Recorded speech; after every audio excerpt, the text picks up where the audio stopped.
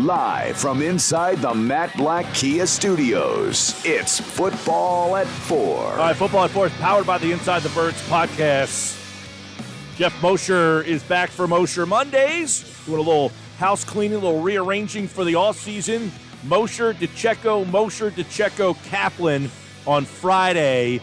Inside the Birds podcast. That doesn't go away. Those guys are pumping out big-time material. And Moshe, I got to imagine this offseason will probably be almost more intriguing than this dumpster fire of a regular season. Oh, Mike, I've always said that the offseason is, especially for our jobs, right, whether you're a sports talk radio host or a beat reporter or a podcast or anybody in the media, I think the offseason is infinitely more captivating from a storyline standpoint than the season, because it's always the unknown versus the known. The unknown is the offseason. What are they going to do with their coaching staff? Who's going to get hired? Who's going to get fired? Who's going to get drafted? Who's going to get signed? Who's going to get cut, released? I mean, during the season, there's really not a whole lot of guesswork. You see the story up close every week on Sunday and then talk about it Monday through Friday. But, the offseason will be compelling. It'll start very soon. It already has with the press conferences today. And I imagine that content creators like myself and yourself will be churning it out for quite a while. Okay, so let's go with it was kind of an impromptu press conference today. It was a little bit of a surprise when I got the text message this morning that said not only Howie Roseman, but also Doug Pederson would speak together at 10:30. It was like, change the plans. Why is this? What was the biggest messaging of putting those two guys together today to talk?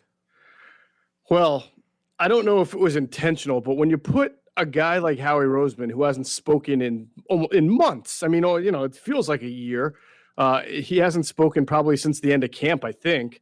At the same time as Doug Pederson, who speaks 4 times a week, then it's pretty clear that most of the questions are going to be geared toward Howie Roseman, just based out of so many more questions to ask and so much of his feel that you want to know about with why the season went haywire. And so if you compare that to last year where they had separate conferences, and again, before they actually met with Jeffrey Lurie, and you saw how Doug had to answer a lot of uncomfortable questions or questions that seemed comfortable at the time, but he clearly didn't have the same vision as Jeffrey Lurie and the higher-ups. And then he wound up saying things that he regretted less than 24 hours later. This time, there were so few questions for Doug, and the ones he did answer, he gave vanilla milquetoast answers to, that he didn't put himself in any incriminating positions or in the position where tomorrow he's going to wind up saying something or something's going to happen that's completely antithetical to what he said 24 hours prior. So I don't know if that was the strategy by getting them both together, but it sure seemed to reap that result as far as Doug really not having to say anything, and it limits the amount of questions that can be asked by reporters, and so nobody really was able to follow up with Doug on the future of his coaching staff. And so these are some questions that are on the table and will have to be answered in the next coming days. Did you get any feel from Howie Roseman's the way he answered the questions regarding Carson Wentz and whether or not they would be open to moving him? I felt like both of those guys artfully dodged any kind of controversy regarding Carson Wentz. I mean, it sounded like both of them, when asked, felt like it sounds like they were, showering praise on Carson Wentz and still reiterating their faith in him and their ability to come back and fix what went wrong with him. I mean, if you only listened to that press conference, Mike, and didn't know about the ESPN report, you would think that it was just a tough year for Carson Wentz and that the front office and the organization and the coaching staff has the full intention of bringing him back next year, rebuilding him and making him into the franchise quarterback that they thought he was. But unfortunately, there's context to this that just was not addressed. Well, you mentioned the ESPN report, and I thought that this would be a good position for Carson Wentz to go up there and speak to the media, answer questions. He knows what's coming. What do you take away from him declining that opportunity today? Well, I've seen it suggested, and I do think that there's some credence to this, that if Carson Wentz comes out and says the report is not true, then they just call him a liar, right? And then if he says it's true, then they call him a crybaby baby. He's kind of in a no-win situation there. But I think the fair conclusion to draw from this, Hunter, is that the report is true.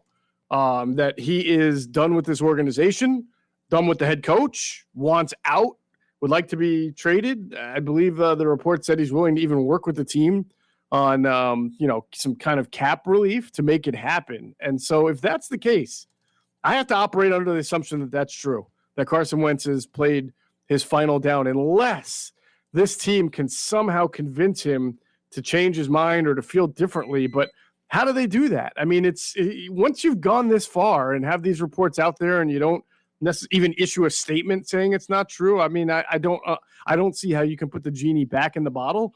And if this is the case, I think now you sit here and you look at the Eagles and you just wonder, what is the future for this franchise? Are they really about to be on another starting quarterback next year where you can only hope that he plays at a really high level and the coaches do a good job coaching him? I mean, I feel like the franchise is in a major crossroads right now.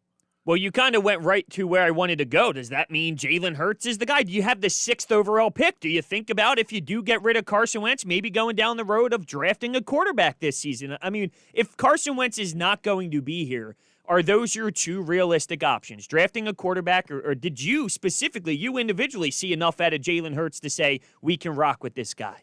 Well, unfortunately, my opinion doesn't matter. You know, I saw 4 starts like everybody else. I saw some good things. I saw some things that need work. I believe that he showed he can play in this league. Did he show that, some kind of instantaneous success that you think he can be a top 5 quarterback or a perennial playoff quarterback? That's hard to say. I mean, I'm going to say I didn't see that, but I've also be the first to acknowledge that 4 starts, I don't think is in the context that he was thrown in. I don't know that if you could have asked for much more from Jalen Hurts. So I credit the kid for giving what he's got, but this really isn't about Jalen Hurts more so than this organization now having to face the reality that they're not going to have Carson Wentz and that they have to get Jalen Hurts prepared. You're right. They have a high pick. They could draft a quarterback. There's a lot of unknown right now. I don't even know what the coaching staff's going to look like to be able to answer the question. But I think that the context that we do have, Mike and Hunter, is that we know that the owner was involved in the draft, and we know that he and Howie Roseman told you why they drafted Jalen Hurts, and we know analytics has been a big part of it. So if they're ready to move on to Jalen Hurts, then if that's the case, then I guess that's the direction this franchise is headed in. But okay. That also let's stop right there real fast. And we just had Andrew Brand on, who has done a lot of work on this, and has basically said they cannot get rid of this guy. The only way to fix this problem is to fix him. That was his direct quote. Fix him is what he said. You cannot release him, and there will not be enough in a trade. In other words, he doesn't think there's enough value. They're not going to get an offer that's going to knock their socks off to say, yeah, you know what, we'll just give you him for a 4th-round pick, because teams know that he wants out. So do you feel that Wentz is on this roster when the season starts?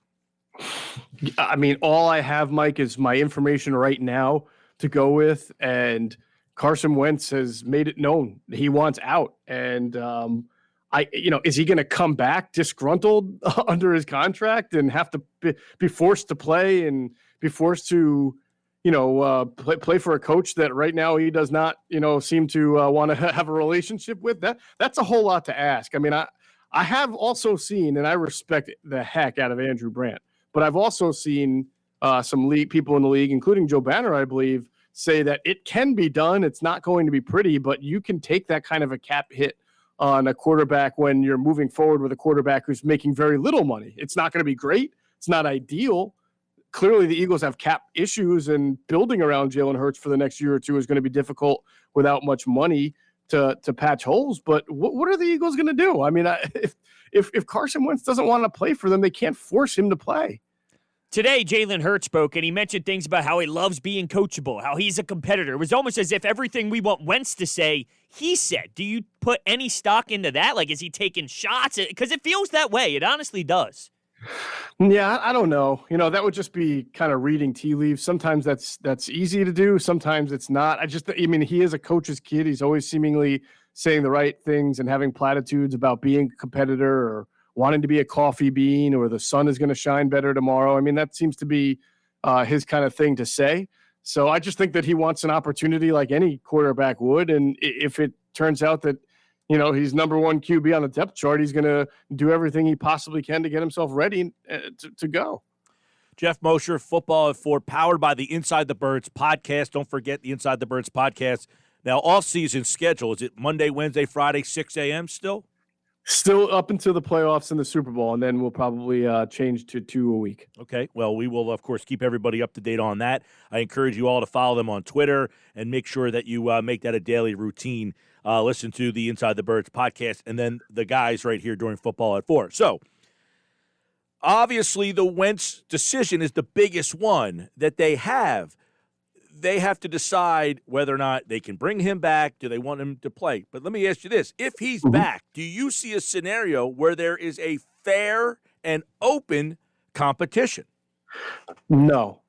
And by the way, I don't think there should be if he's back. If you're going to dedicate your offseason plan to firing some guys, rearranging your coaching staff, bringing in specific coaches whose idea who are brought in to quote unquote fix the quarterback, rebuild the quarterback, then and you're still that heavily invested from a contractual standpoint to Carson Wentz, and he's here, then everything should be geared toward getting Carson Wentz back toward the franchise quarterback level. If he, after being fixed, after all the tutelage, after all the mentoring, if he gets off to a terrible start and he's clearly not going to be the Carson Wentz they want him to be, well, then that's why you have Jalen Hurts there. He's a young kid. He can start the season on the bench for a little bit and then take over if he's ready to go. But, I mean, you can't – I think it's duplicitous and silly to think that you're going to bring in all these people to fix Carson Wentz and then call it an open competition in training camp. I think there's very few scenarios that are truly open competitions in training camp. Even the one, if you guys remember, in Chip Kelly's first year between Michael Vick and Nick Foles, that was billed as an open competition, but it never was. When Michael Vick re-signed to come back to the team, he was told he was going to be the starter. The fact that Chip Kelly went, with this kind of public roost was on Chip Kelly and his staff, but that was never really a competition.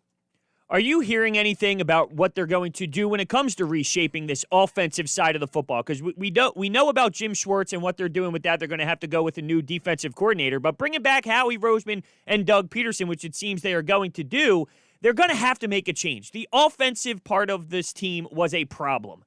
We keep hearing about new wide receiver coaches every single year. At what point is it going to be bigger than that? Well, Hunter, yeah, let's see, because I think that people are, and we talked about this in the podcast today, I think people are making a little bit of an assumption, and I get why. I mean, when you see the GM and the head coach have a press conference today, you just figure, hey, they're all coming back. But what we also know is that today's exit interview day. I believe tomorrow is the day that Jeffrey Lurie will meet with Doug Peterson to go over the staff. What I expect is that Jeffrey Lurie is going to want some major changes on the offensive staff. Will Doug Peterson be – go ahead. Again. Yes, again, exactly. Will Doug Peterson, again, be open to making these changes? All right? If he is, well, then I guess you have a new coaching staff again, and Doug Peterson is still your head coach. If he's not, you may have a situation where both sides say, well, listen, if you're not willing to meet what our vision is for the coaches and perhaps what this a new offensive coordinator and what his responsibility will be, then maybe we need to go separate ways. So I'm before I'm making anything declarative in my mind, I got to see Doug come out of this meeting and basically say I'm still the head coach of this team. Geoff Mosher, Football at 4 here on the Sports Bash, powered by the Inside the Birds podcast. Now, do you see a scenario at pick number 6 that they would draft a quarterback? I think any scenario has to be on the table at this point until we get more concrete information about the future of this team. But I will go back to what I said about Jalen Hurts. He was picked for a reason. I know it is true. They did not envision Carson Wentz completely bottoming out, but they liked this kid more than other franchises did. That's why they drafted him in the second round. So we know the owner is more involved in these kind of decisions than he has been in the past. So, would they draft a quarterback if the owner is really high on Jalen Hurts and the GM is really high on Jalen Hurts? I don't know. I would tend to say I doubt it, but again, we need to hear more from this top brass on what the plan is for the future. The national media definitely jumped down the Eagles' throats for yesterday's look of the game. What are your thoughts on how it played out? I think we all understand what it meant in terms of the draft pick, but the visual of it was tough. I do think it's one of those things where the visual is actually tougher than the actual crime itself. I mean, there are plenty of teams that play backups in the 1:00 games on the last week of the season, and if this game itself was at 1:00 and the exact same scenario happened, I don't think it would have been such a big deal. But it was prime time; everybody was watching. The Giants started tweeting, and it is a bad look. I mean, they clearly were doing what they can to try not to win the game, and that's a bad look all around. I want to get your thoughts on some of the other things. First off, Alshon Jeffrey, Malik Jackson both had their contracts restructured today. Mm-hmm. We've talked so much about the cap problems this team has, and they're going to have to get creative. What is the decision and the reasoning behind? What does this do for them? So what it does for the team really is and for the player, it accelerates the timeline that Howie Roseman's going to use to cut them. He's not going to have them hanging around on the books for a little bit and then, kind of release them out of training camp because, they don't need them and they're trying to cut ties and save some salary. It's going to force them to cut them early. And both Malik and Alshon Jeffrey, like most free agents, want to be free agents now and not in the summer after teams have already spent their money. You want to be finding your next employer and your next paycheck sooner rather than later for obvious reasons. And so this restructure is going to enable that. I guess then my question would be, is this a wow, what a move by Howie. Like, why would Alshon and Malik Jackson take these? What did they get to restructure their deals? Well, they're getting the knowledge that they know they're going to be cut pretty soon here and be free agents in March, and then not later not wait until May or June. A lot of teams hold on to guys and then cut them. You see it all the time. Guys get cut way later than the April or March free agency timeline, and then it becomes a situation where they're kind of scratching and clawing whatever money is left in free agency. A name I'm just thinking about when you bring up Alshon is Deshaun Jackson and maybe cutting him next season. Does this maybe show that they're thinking about bringing him back, or is this too early to say? It's probably too early to say right now, Hunter. I would think it's too early. There's definitely going to be a lot of difficult decisions, although I don't know if releasing Deshaun Jackson at this point is a difficult decision, but there are going to be some high-priced veterans that the team has to make some difficult decisions on, and probably sooner than later. Yeah, I mean, there's so many, now I want to bring this scenario up to you because I want to say it was Adam Kaplan, but I don't want to put these words in his mouth. But 2012, I think he's on the show, and we're talking about this horrible team. And I thought it was Adam, but again, it was 8 years ago, so I could be wrong.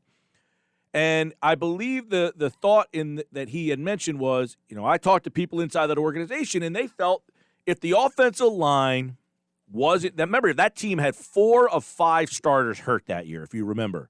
Yes. They went 4-12, and the next year they won 10 games. Does this team say, you know what, if we have Brandon Brooks and Lane Johnson and Andre Dillard, we are not winning 4 games?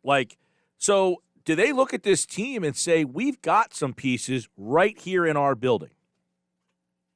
Well, I think they can and should. I mean, I think it's very fair to say that if Lane Johnson's your starting right tackle and Brandon Brooks is your starting right guard next year and Isaac Seumalo is either your starting left guard or center, that's 3 out of 5. That's pretty good. And then what we've seen with Jordan Mailata to be able to come in and continue to improve is another good thing. I think Jack Driscoll is a kid that they really like, and in the time we saw him out there, we at least saw him hold his own.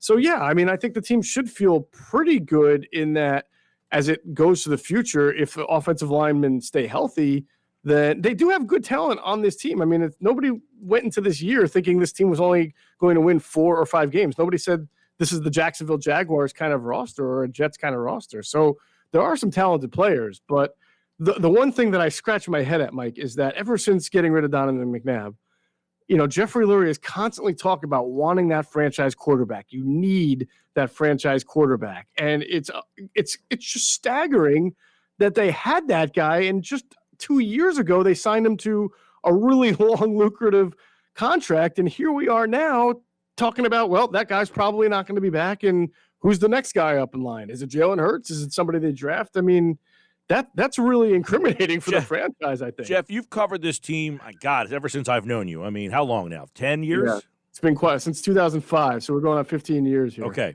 So you're plugged in. You have good sources. You know this team. You know this organization. Did you have any indication that Wentz and Pederson had a fractured relationship? Or is this like Sunday morning, 11 o'clock? Whoa, this is news.